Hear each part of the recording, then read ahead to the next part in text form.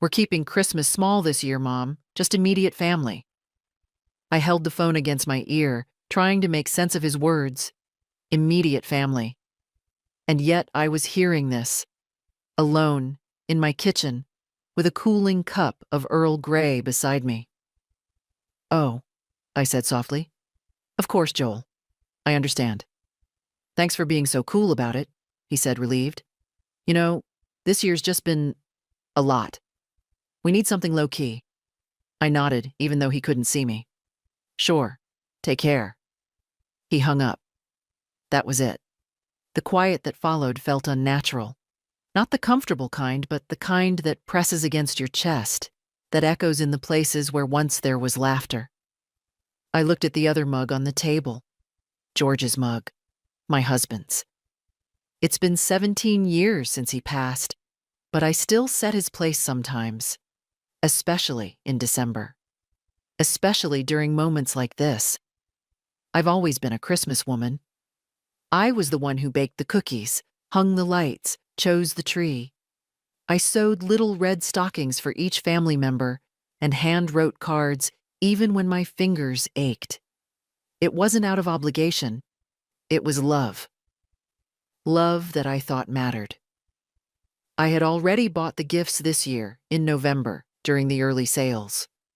I had found a professional sketch set for Amy, a science kit for Zach, a sleek leather briefcase for Joel, and a handmade aroma lamp for Linda, the kind she once admired in a magazine I saw on her coffee table, each one picked with care. Wrapped with gold ribbons and tucked in boxes, labeled, ready. And now they were staying home. Without me. I walked to the living room, the one they helped me paint last year. Joel mostly supervising, Linda mostly scrolling. I'd thought it was a shared project. Now it felt more like charity, in hindsight. The tree stood in the corner, lights off. I hadn't decorated yet. I'd been waiting for the kids to visit, to let Amy place the angel on top like she always did. I sat in my recliner, pulled the wool blanket over my lap and looked out the window. A neighbor was putting up light-up reindeer and a plastic Santa that wobbled in the wind. Children ran across the street with red cheeks and candy canes. Everyone was preparing for something, except me. I thought I might cry, but no, there were no tears. Not tonight. Just that odd, pressing silence again, and a flicker of something I hadn't felt in years. Not sadness, not quite anger, something colder, and much, much clearer. The next morning, I woke up early, as always. Old habits are hard to break, and I've had a lifetime of early risings. For school lunches, Sunday roasts, surprise visits, and Christmas mornings that began before sunrise. But this morning, I stayed in bed longer than usual. There was no urgency, no noise in the hallway, no little feet running in slippers, no reason to get up and preheat the oven. Still, my hands moved on their own, brushing the blanket aside, finding the slippers, walking the familiar path to the kitchen. As if Christmas were still coming, just a little late. I made tea and sat at the window. My front yard looked just like always. A crooked snowman built by neighborhood kids, icicles forming over the gutters, footprints scattered like confetti. But inside me, something felt unfamiliar. I'd hosted Christmas every year since 1973.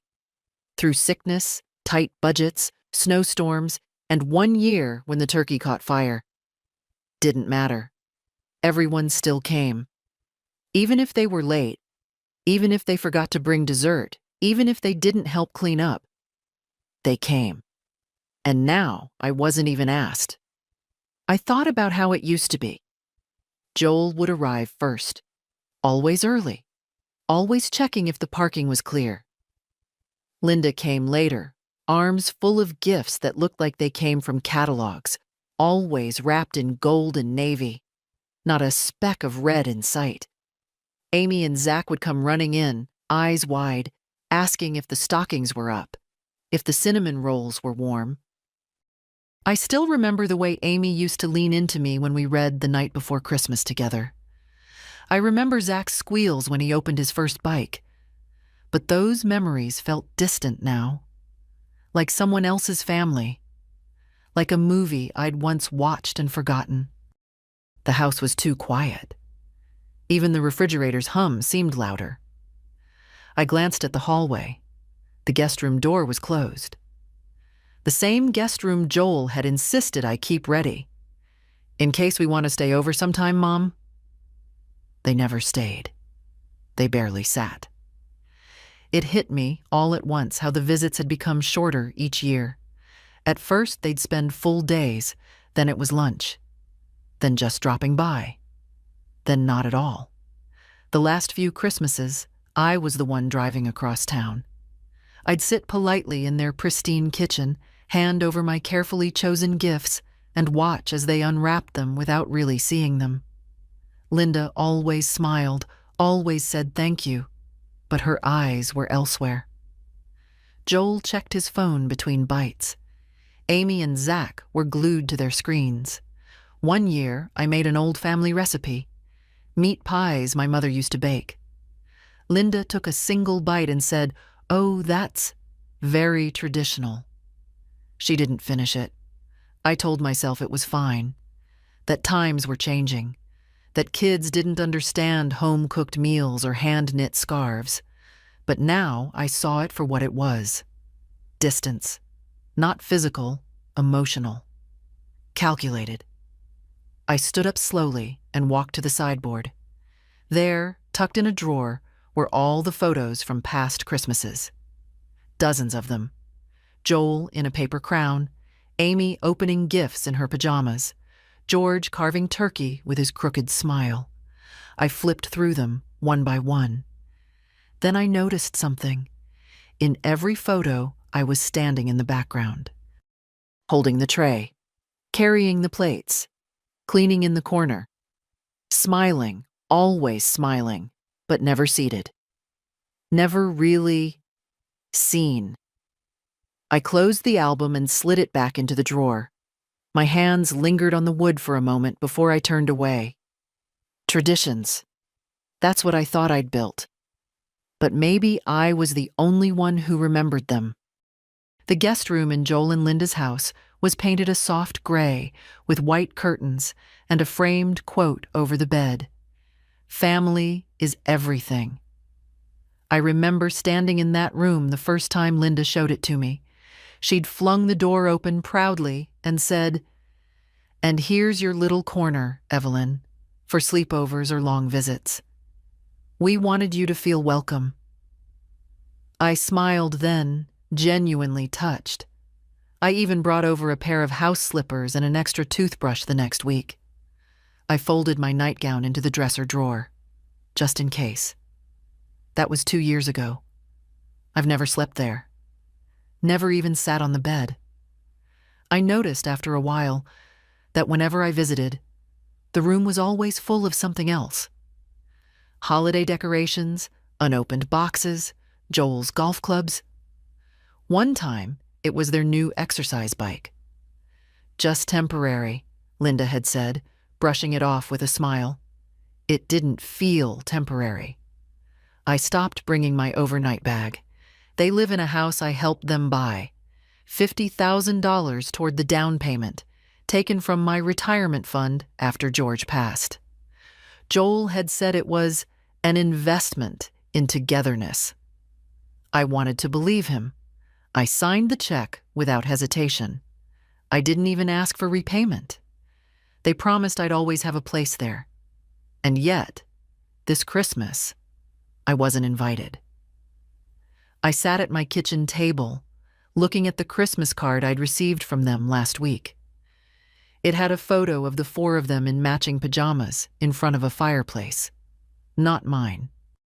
Linda's calligraphy said, "Wishing you a warm and joyful holiday season." No invitation. No mention of dinner. Just warm wishes from afar. I flipped it over. Blank on the back. I thought about the first house Joel and Linda bought. It was smaller, older, closer to my neighborhood. Back then, Linda would ask for my help. Choosing curtains, organizing the pantry, minding the kids. She seemed to appreciate me. But over time, things shifted. Linda's smiles became tighter, her compliments more polite, her requests fewer. I once overheard her on the phone saying, "My mother-in-law means well. She just doesn't really fit in with our circle." That was 2 Christmases ago. She hadn't meant for me to hear it. But I did. I never mentioned it. Now I wish I had. They talk about inclusion, about family values. They buy books on mindfulness and donate to holiday charities. But they can't make room at their own table for the woman who kept their lights on more than once. I'm not naive. I know Linda has always found me quaint, too simple, too baking soda for cleaning and not enough essential oils. I don't belong in their curated version of life. Still, it hurts. I stood, walked down the hall, and opened my own guest room door. It's nothing special. Just a twin bed with a crocheted blanket and a tiny lamp George wired himself. But I've hosted so many people there over the years. Friends, neighbors, even Joel once when he fought with Linda and needed space for the night. It smells like lavender and old wood and something warm I can't quite name. I sat on the edge of the bed and folded my hands. They built a room for me that they never intended me to use. But here, in my own home, every room has memory. Real ones. Messy ones. Full of noise and food and accidental love. And maybe that's the difference. Maybe they built a house, but I built a home. I told myself I wasn't going to do it this year. No shopping, no wrapping, no digging through flyers for the best deals. Not after that call. But old habits don't die quietly. So there I was, standing in the middle of the department store, coat unbuttoned, scarf unraveling, list in hand. The same store I visited every December for nearly 50 years. The same soft carols playing overhead. The same garlands twisted around every checkout lane. And me, still here, still playing the part.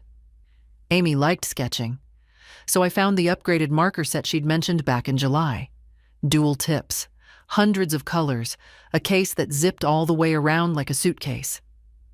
Zach had started reading graphic novels, so I picked up the latest in that series with the strange talking cat. I didn't understand it, but I knew he'd light up. I even found a little jar of imported bath salts for Linda. Rose and sandalwood. Expensive. Delicate. Pointless. For Joel, I hesitated. What do you give a man who doesn't have time to call you? I wandered the men's section, fingers brushing over wool scarves, leather gloves, cufflinks behind glass. I settled on a pair of wireless earbuds. Top of the line. Something sleek and practical. Something modern. Something that said, "I'm trying to stay in your world." I carried the items to the register. The young girl behind the counter smiled and said, "Got a big Christmas planned?" I blinked. For a moment, I wasn't sure how to answer. "No," I said, finally. "Just keeping it small." She nodded, not noticing the pause. "Everyone's scaling back this year. Family's enough, right?" I didn't reply. On the way home, the weight of the bags felt heavier than usual. I used to feel proud walking back with my arms full.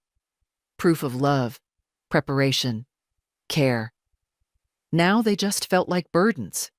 Proof of something I wasn't ready to name. At home, I set the bags on the dining table and sat down beside them. One by one, I unwrapped the items from their glossy store bags. I folded them into tissue paper, tucked them into boxes. I tied each one with ribbon. I even wrote their names on the tags, like I always did. Joel, Linda, Amy, Zach. It felt automatic, familiar, painfully so. I stared at the stack when I finished. 4 boxes. 4 ghosts. Because that's what they were. Not gifts, but echoes. Echoes of a woman still trying to earn a place she already should have had. I looked at the small drawer in the hallway where I kept the old cards. Hand-drawn ones from the kids, messy scrawls that said, "Love you, Grandma," and "You make the best cookies." I ran my fingers across them. Then I looked back at the boxes. This year, they wouldn't be carried to someone else's tree. Not this time. I placed the finished boxes neatly on the edge of the credenza, each one a quiet monument to something unspoken. The gold and silver paper glinted in the afternoon light, ribbons still crisp, tags written in my best cursive. There was a time when I couldn't wait to see them opened. Not because I wanted thanks, though I won't lie, those mattered too, but because I loved the moment their eyes lit up, the surprise, the pure joy. That's what Christmas meant to me. But now they sat there, untouched, unclaimed, not forgotten, just unnecessary. I stood staring at them for a long time, then did something I've never done in my 78 years. I picked up one of the boxes, Joel's, and carried it upstairs. In the hallway closet, behind old linens and a broken fan I never got around to throwing out, there was a heavy plastic bin I used to store wrapping paper and ribbons. I pulled it out, lifted the lid, and placed the box carefully inside. Then I went back down for the others. Linda's bath salts, Amy's marker set, Zach's comic book. All of them fit in the bin, snug, like memories packed too tightly. I closed the lid. They weren't getting these gifts, not because I wanted to punish them, not even because I was angry, but because they didn't think I existed outside of obligation. They'd built a life where I was a convenience, something to call upon when the roof leaked or the babysitter canceled, but not someone you miss, not someone you make room for. And this year, they'd made that painfully clear. We're keeping Christmas small this year, just immediate family. That sentence wouldn't leave me. Not the words, exactly, but the way he'd said them, casual, rehearsed, as if he'd been preparing it, as if he knew I might be hurt, but hoped that saying it kindly would somehow make it fine. I thought about calling him, about saying something, about reminding him of all the years I showed up, the birthdays I never missed, the nights I sat up sewing Halloween costumes because Linda didn't have time, the Saturdays I brought groceries when their bank account ran low. But what would I even say? "Hi, I just wanted to let you know I exist." No, I wouldn't call. Instead, I walked to the living room, pulled the old wool throw over my knees, and sat with a cup of tea that had long gone cold. Across the room, the Christmas tree stood undecorated. I'd been saving that for when the kids visited, for Amy's touch with the ornaments, for Zach's habit of hanging everything too low, for Joel's inevitable teasing. "Mom, this tree's as short as you are." But there wouldn't be any visits, not this year, so the tree would stay bare. Maybe that was better anyway. I took a sip of the cold tea and let the silence fill the space where joy used to live.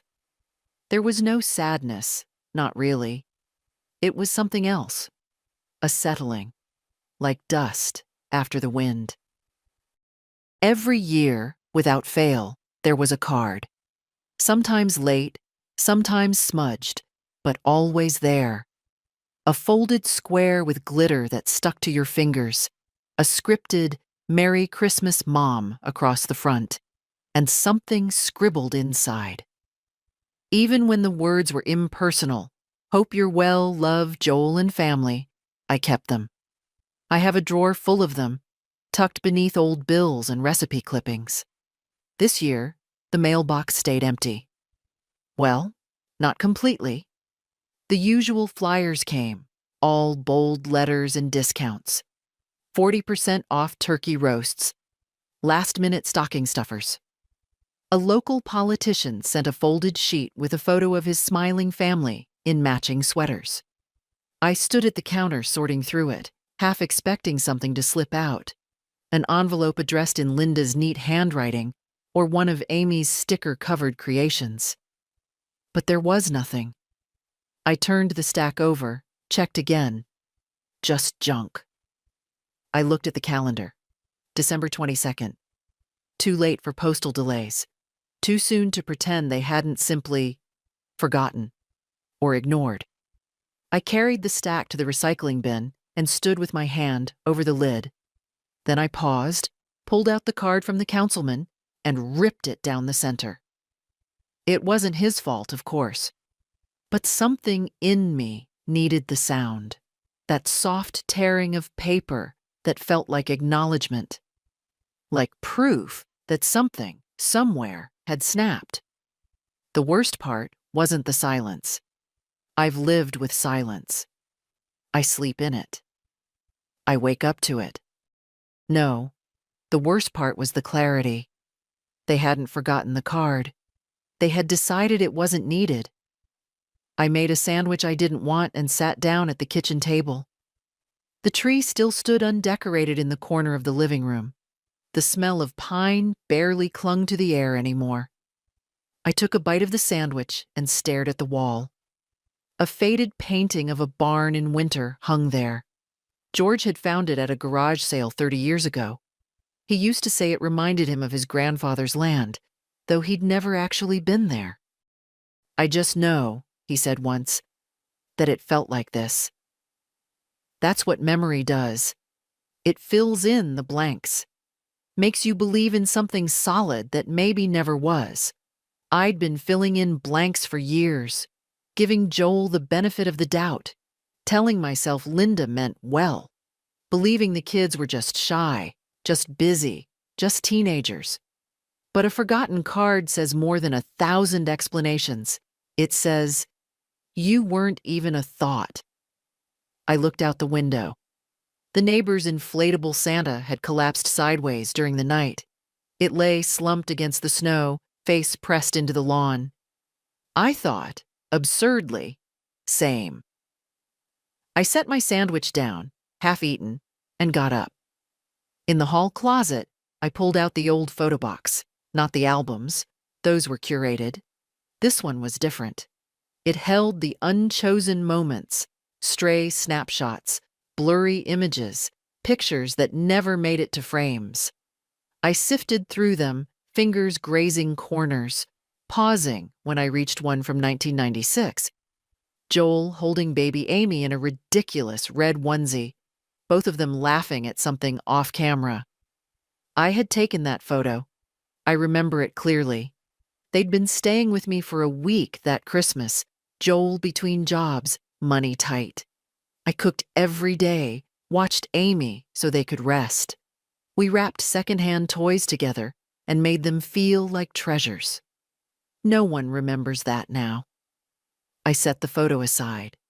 Then another. Joel at 16, standing beside the first car I helped him buy. I co-signed the loan when George said we couldn't afford it. I made the payments when Joel forgot. That car was wrecked within the year. Then the wedding photo. I paid for the cake. Then the hospital photo. I stayed with Amy for 3 nights when Linda had Zach. Slept on a plastic chair. Brought her warm socks. I sat there for a long time, holding those pieces. I didn't need a card to remind me who I had been. But maybe they did. The house always smelled like cinnamon by the 23rd. It was tradition. Sugar cookies, snickerdoodles, peanut butter with the Hershey's Kiss pressed right in the middle. Amy used to help roll the dough when she was little, her fingers too small to hold the cutter straight. Zach would sneak raw batter when he thought I wasn't looking. Joel pretended to scold them, but always stole the most once they were baked. Even last year, though they only stayed for coffee, I had the tins ready, labeled, packed. One for each of them. Linda always said, "Oh, Evelyn, you shouldn't have," but she took them all the same. This year, I told myself I wouldn't bother. But my hands reached for the mixing bowls anyway. I worked in silence, sleeves rolled up, radio off. My hands knew the rhythm, even if my heart didn't. Butter creamed with sugar, eggs cracked neatly into the bowl. The sound of the mixer was comforting, mechanical, predictable, unlike people.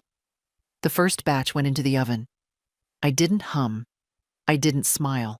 I just watched the timer tick down, like it owed me something. When the scent started to rise, I paused. It smelled like memory, not joy. When the cookies cooled, I lined them up on the counter. Rows and rows of sweetness. A parade of effort, waiting for mouths that wouldn't arrive. I didn't have the heart to frost them. Instead, I opened the tin I would have filled for Amy and started to drop them inside, one by one. The sound of cookie against metal echoed too loud in the quiet room. No laughter, no footsteps, just me and the ghost of a tradition. I went to the closet and pulled out the holiday tins I'd used for years. Each one had a little name written on masking tape across the bottom. Joel, no raisins. Linda, shortbread only. Zach, extra sprinkles. I read each label like a tombstone. Then I peeled them off. The tape came off clean, like it had been waiting to let go. I lined the tins on the table, not with cookies, just as they were. Empty. Hollow. I stood there a long time, then took a slow breath and did something that surprised me. I opened the back door and stepped outside. The air hit sharp and bright. Snow coated the porch railing in delicate piles. I crossed the yard and walked 2 houses over, to the little blue house where Annie lived. Annie was 6. Her mother, Molly, had moved in during the spring after leaving a bad marriage. We'd talked over fences, swapped garden tips. I'd watched Annie chase fireflies in the summer dusk. She'd returned one of my pie dishes last week, carefully washed, with a folded note that said, "Thank you for being kind to us." I knocked on their door, still holding the tin. Molly opened, eyebrows raised in surprise. "Evelyn? Hi, sweetheart. I baked too much. Thought you and Annie might enjoy some." Her face softened. "That's very sweet of you. Annie's just in the back, watching those old claymation specials." I smiled, and something warm cracked through the cold shell around my chest. "I used to make these for my grandkids," I said simply. Molly hesitated, then stepped aside. "Come in, if you want." I didn't expect that, but I stepped inside. The house smelled like vanilla candles and popcorn. Cozy. Lived in. A little cluttered. Annie looked up from the couch and waved. "Hi, Miss Evelyn."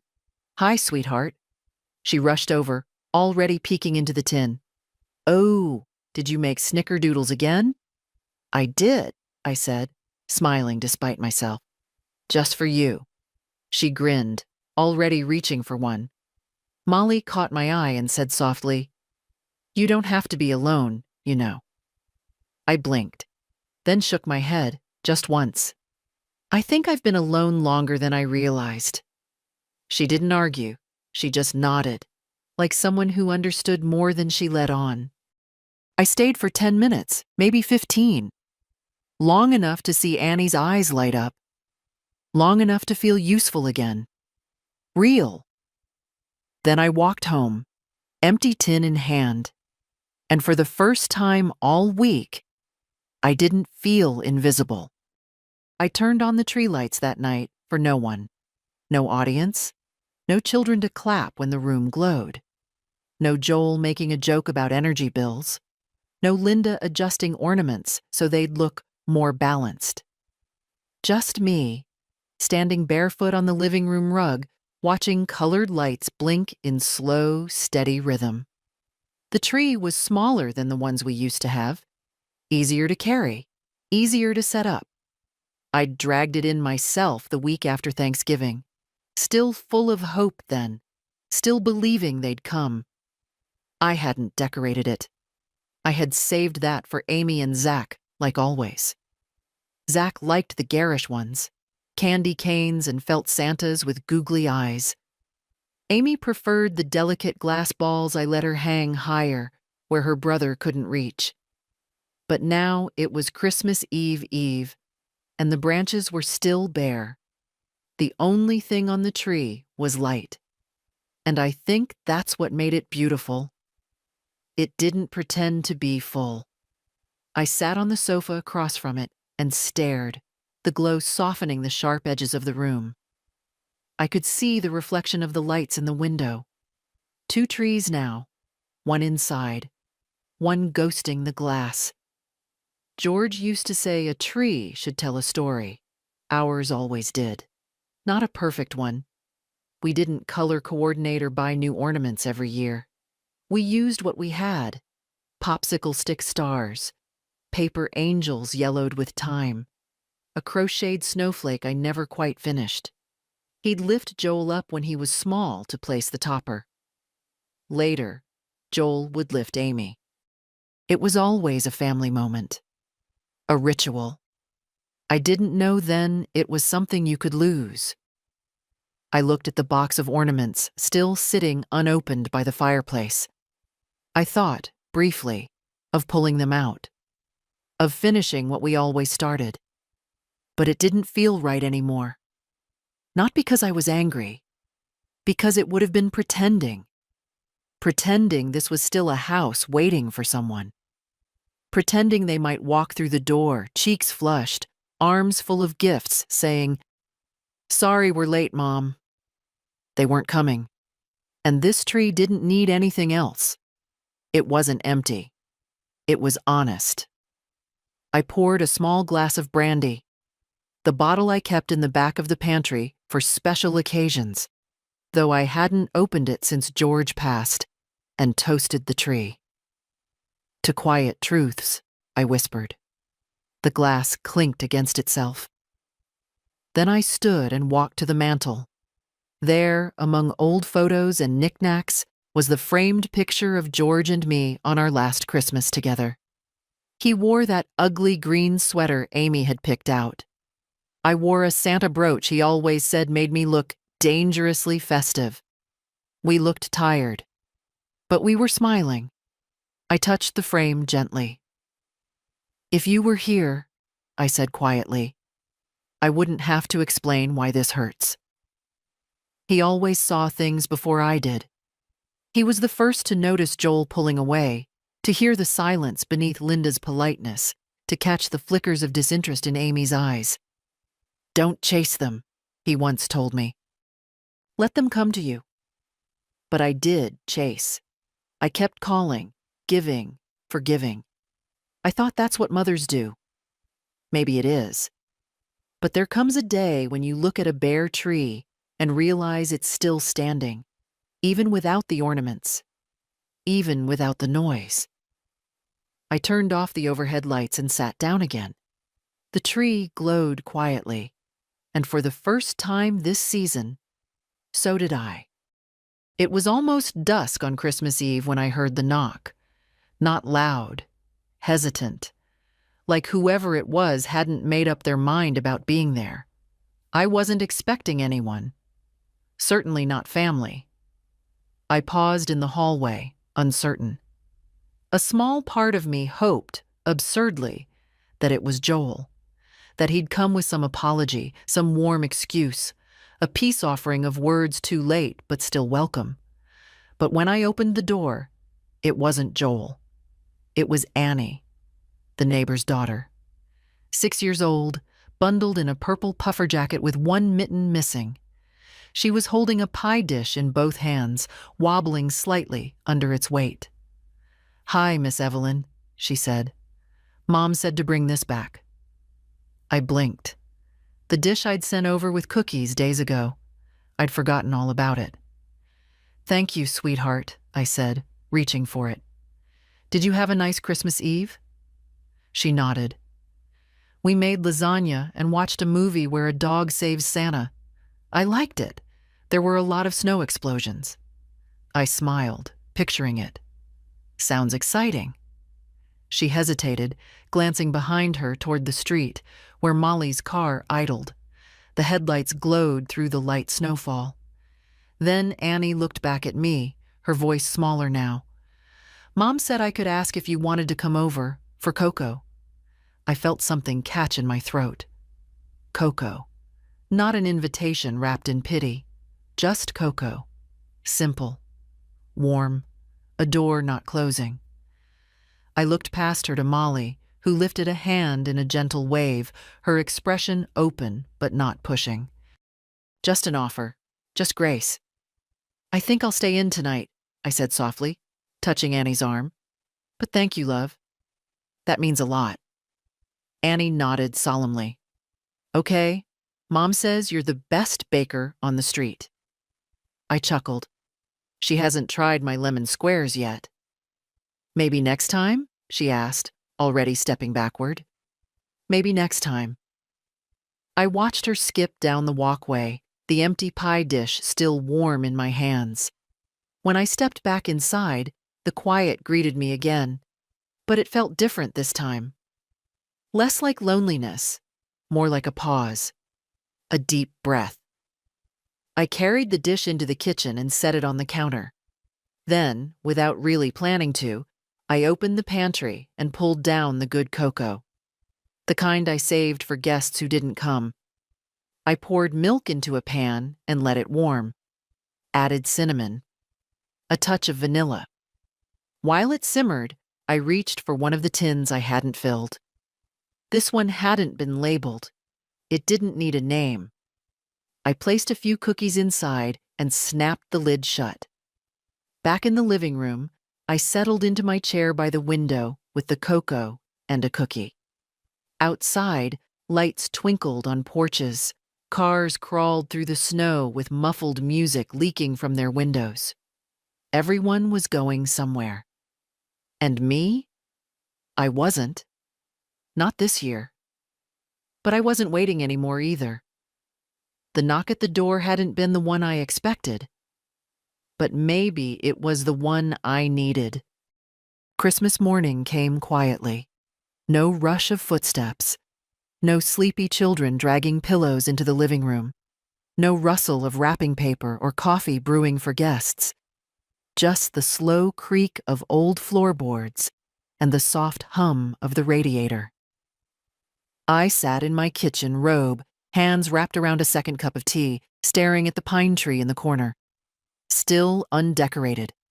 Still beautiful in its own quiet way. I'd never had a Christmas like this. Never spent one alone. Not really. But I didn't feel empty. I felt clear. After breakfast, I walked to the side drawer in the hallway, the one George used to call my command center. Bills, documents, receipts, all carefully filed in manila folders. I pulled out the one labeled Family Finances. There it was. Every check I'd written over the years, the mortgage down payment, the private school fees, the new SUV Linda insisted was safer for snowy roads, grocery loans that were never paid back, short-term emergencies that turned into long-term patterns. Joel had power of attorney over one of my smaller accounts, just in case, I'd told myself, in case of an emergency, in case something happened to me. Turns out something had. I dialed the bank. A cheerful young man answered. Good morning and Merry Christmas. This is Evan from First Horizon Bank. How can I help you today? Merry Christmas, Evan. My name is Evelyn Parker. I'd like to make some changes to my accounts. Of course, Mrs. Parker. I'll just need to verify your identity first. We went through the motions. Address, birth date, last four of my social. Once verified, I didn't hesitate. I want to cancel all automatic payments and scheduled transfers associated with my son, Joel Parker, or any accounts bearing his name or access. There was a pause on the line. I imagined Evan blinking at his screen. Understood, Mrs. Parker. I do see some active links. Would you like me to deactivate the power of attorney as well? Yes, I said. Effective immediately. Another pause. Then typing. It's done. You'll need to come in after the holiday to sign the final revocation paperwork, but the access has been temporarily suspended. Thank you. Is there anything else I can assist you with? I looked at the untouched gifts stacked neatly in the bin by the coat closet. Yes, I said. I'd like to open a new trust account under the name of Annabelle Reeves. She's 6, lives 2 houses down. Another pause. A child? Evan asked, cautious. A friend, I said. Someone who remembers to knock. He didn't ask more, just typed. When I hung up, my hands trembled slightly, not from fear, from relief. I wasn't angry anymore. I was done. Done explaining myself. Done reaching into my pockets like love depended on it. Done offering parts of myself that no one wanted, only used. That afternoon, I wrapped one of the cookie tins in brown paper, tied it with twine, and wrote on the top, "For Annie. Merry Christmas from your neighbor." I walked it over quietly, left it on their porch, and stepped away before the door could open. Back home, I stood at the window and watched the street. Joel wasn't coming. No one from that house was. And for the first time, I didn't hope otherwise.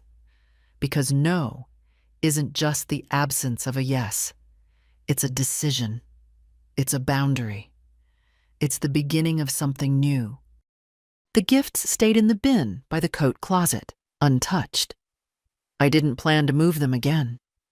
I liked them where they were, neatly stacked and sealed, not as offerings, but as reminders of who I'd been, of what I'd stopped being. I opened my notebook, the plain one I kept for grocery lists and reminders, and tore out a blank page. Then, slowly, I began to write. Not a letter, not even a list, just names. Names of people who had shown up, not out of obligation but out of kindness. Molly, Annie, my old friend Cora from church, who still called every month without fail. My late neighbor Stanley's daughter, who always asked if I needed help shoveling after snow. These were the ones I'd overlooked, lost in my focus on a family that only saw me when it was convenient. I closed the notebook, folded the paper once, and placed it in the cookie tin that was meant for Joel. I'd use that list as my new address book. It was time to reassign my heart. Later that evening, I pulled out my best sweater, navy wool, hand-knit years ago. George always said it brought out my eyes. I wore it now, not for anyone else, but because it felt like armor. Then I lit a candle in the window, not for them to find their way home, but to remind myself I was still here, still warm, still standing. I spent the rest of the night writing cards, not the kind you buy in bulk with scripted messages, but blank ones, simple cream with thick envelopes. I wrote 3. 1 to Annie. Thank you for being brave enough to knock. You reminded me that kindness has no age. 1 to Molly. Your warmth reached further than you know. You made space for someone most people overlook. 1 to myself. That one took the longest. Evelyn.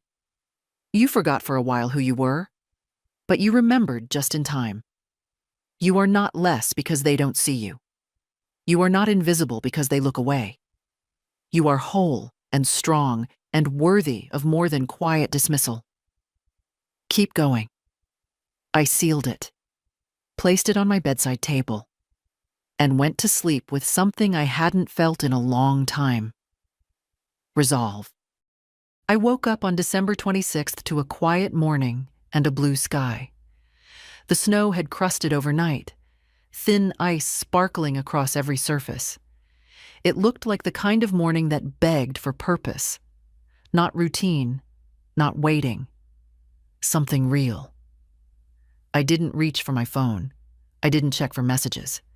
Instead, I reached for the list I'd made, the names, The people who'd shown up in small, quiet ways, who'd seen me not as a task or a seasonal duty, but as a person.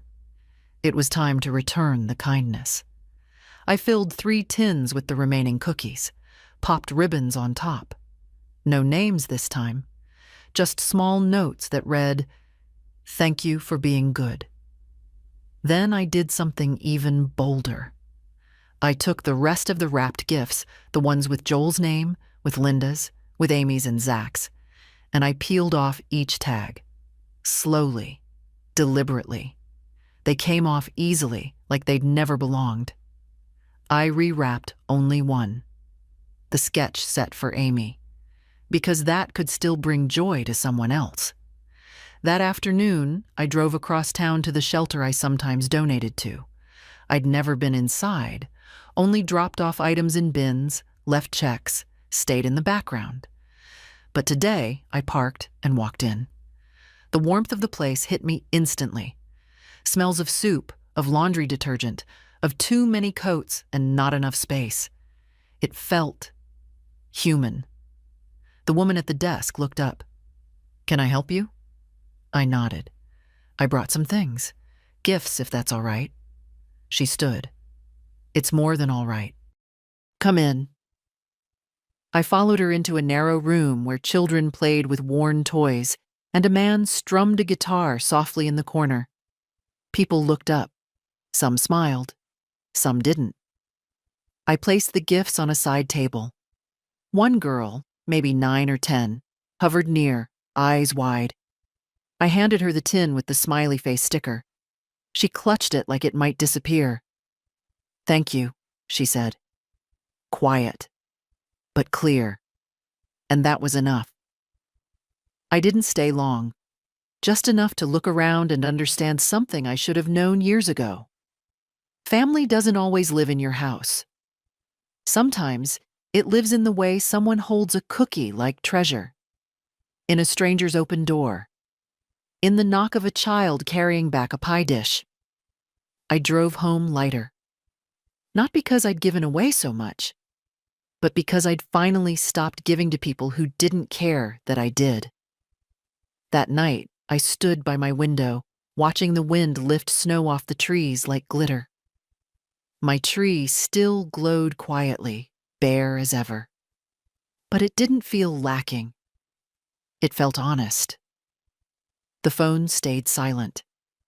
But the silence no longer felt like punishment. It felt like peace. Joel was the first to notice.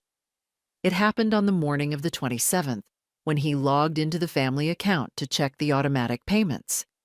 He always waited until after the holidays. Smarter to let the gifts go through, the utilities post, the mortgage debit quietly roll out.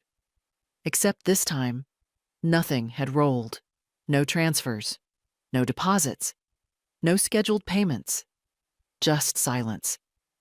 At first he thought it was a glitch, maybe a delay from the holidays, maybe a technical issue. But then he tried to access the secondary account, the one I had linked to help him manage cash flow during tight months, and found the access denied. His name had been removed. The authority revoked. He called the bank, his voice clipped, impatient. The clerk confirmed it. The account holder had made official changes. Access restrictions were now in place. A revocation form was pending signature. "Who?" Joel asked, though he already knew. "Mrs. Evelyn Parker," the voice on the other end said. His mouth went dry. At first it didn't feel real. He sat in the home office, blinking at the screen, half expecting it to refresh with different information.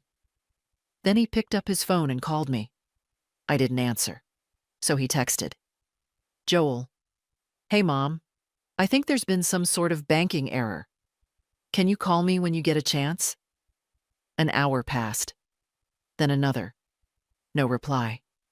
He started pacing the kitchen. Linda stood by the sink, pouring herself coffee, watching him without saying anything. Finally, he snapped. "Did you notice anything weird on Christmas?" Linda raised an eyebrow. "Besides the fact that she didn't send the usual gifts?" He turned to her. Exactly. Nothing. Not a card, not cookies, not a single thing. Linda shrugged. Maybe she's finally pulling back. I mean, you did say we wanted space. He stared at her. She kept stirring her coffee. And what about the fact that she didn't call once? He asked, voice rising. Didn't even text the kids? Linda exhaled slowly. Joel, you told her we were keeping it small. Immediate family. She is immediate family, he snapped. Linda didn't reply. At that moment, Amy walked into the kitchen. Mom? Dad? She asked. Did Grandma send presents this year? They both looked at her. No, Joel said. Not this time. Amy hesitated. I thought she always did. Linda gave her daughter a tight smile. People change, sweetheart. Maybe she's tired. Zach appeared in the doorway. But she sent cookies last year. Did she get sick or something? Joel opened his mouth to answer, but nothing came. Because the truth was, he didn't know. He hadn't called on Christmas, hadn't even checked in. And now, for the first time, something dawned on him. She hadn't forgotten them. She had chosen not to be there. He left the room, phone in hand, and dialed again. Still no answer. He opened the front closet, expecting to find the stack of gifts she usually delivered.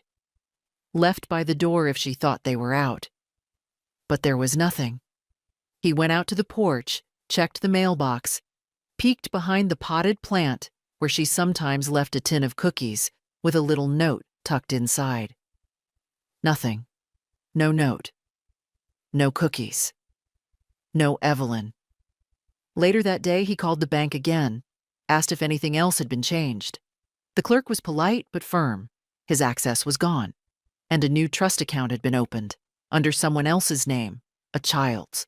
Not Amy, not Zach. Someone he didn't know.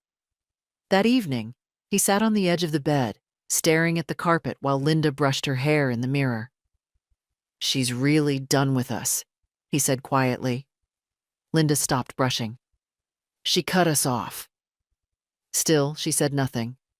And that, Joel realized, was as close to a confession as he would get.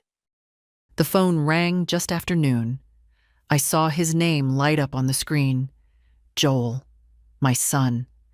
My boy who used to sleep with one foot out of the covers, who once cried because he thought he'd hurt a ladybug.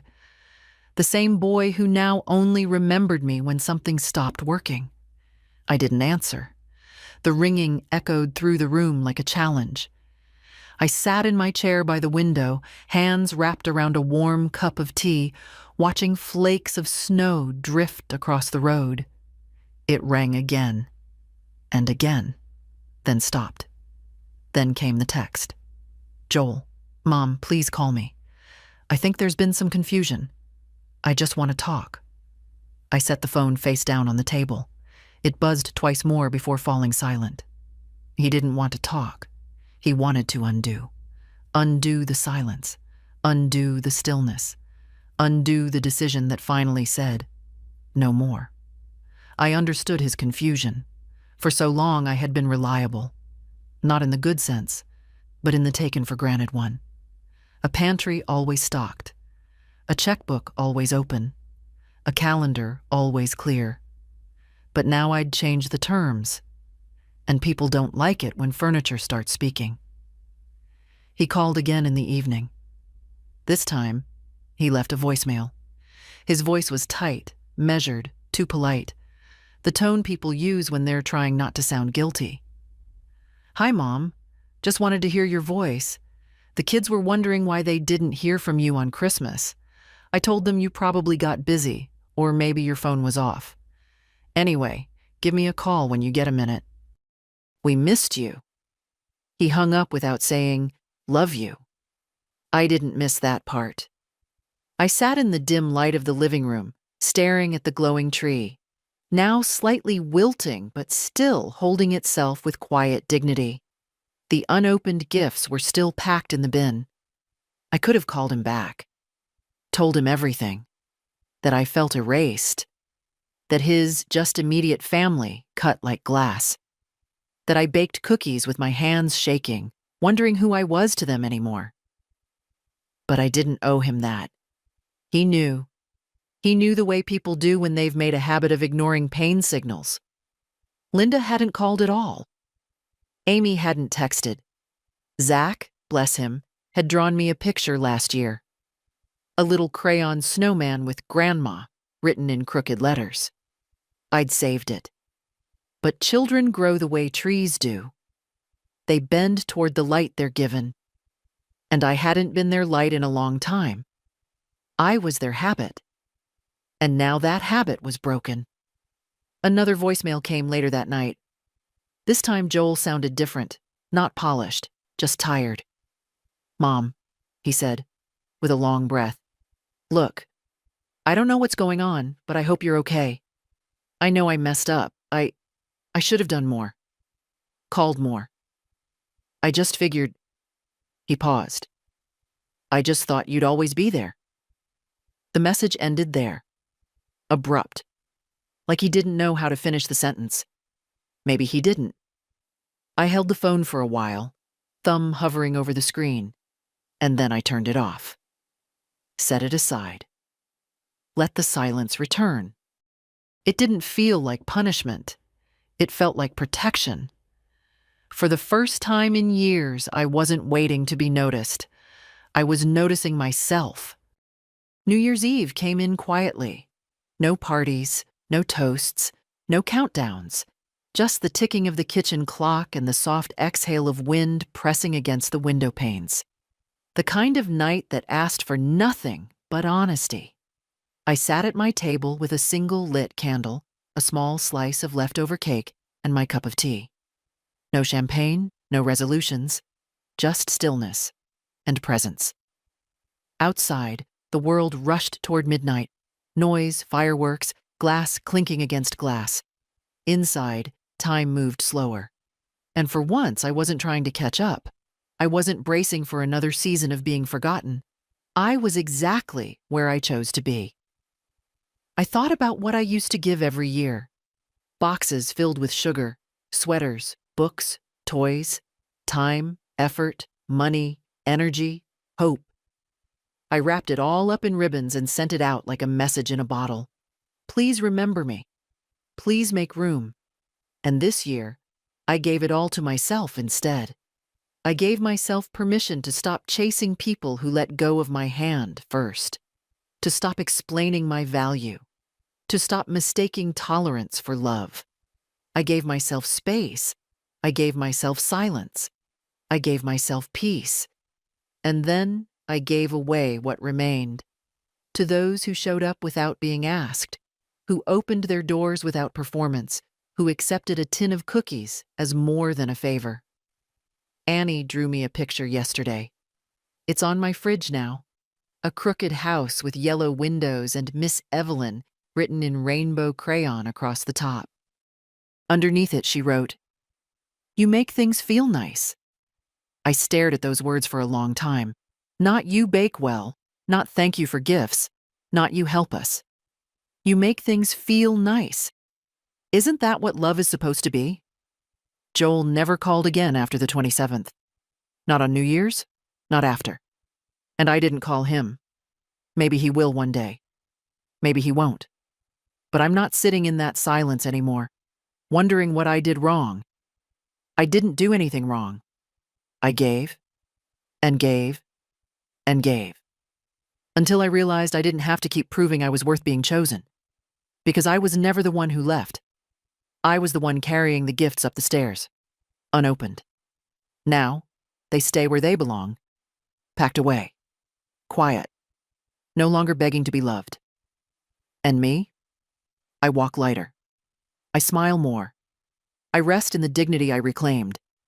This isn't a story about revenge. It's a story about return, not of people, of self. And if you've ever sat beside an untouched dinner, stared at a phone that didn't ring, waited for a knock that never came, you already know this story. You already carry the ending in your chest. You don't need to be chosen to matter. You don't need permission to stop giving to those who won't see you. You are not a backup plan, not a seasonal accessory, not someone's convenience. You are the whole thing, the home, the light, the gift. If this story found something in you, a memory, a sigh, a strength, then share it. Not for me.